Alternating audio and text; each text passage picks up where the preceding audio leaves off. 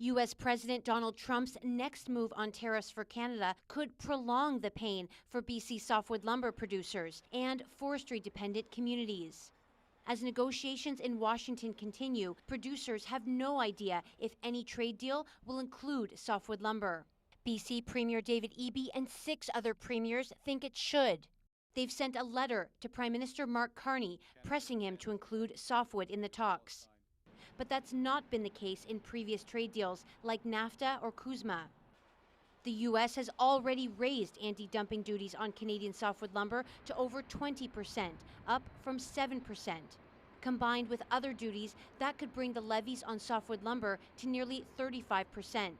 Our softwood lumber industry has been under attack from the U.S. for the better part of almost 2 generations now with unfair duties. There's a potential for a win-win here. We just want to make sure it's on the radar of the Prime Minister. The leader of BC's official opposition says Eby has been pinning the blame on Trump for the province's forestry woes, instead of considering his own policies. Making it difficult to get permits, making it next to impossible to actually get access to fiber.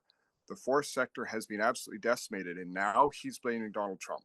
One industry analyst has little hope for any sort of resolution to this decades-long dispute. So much confusion, so much at stake.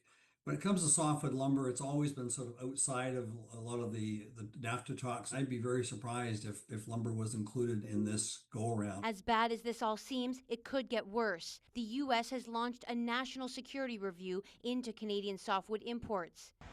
A tough backdrop for Canadian negotiators, whether the deadline changes or not. Katie DeRosa, CBC News, Victoria.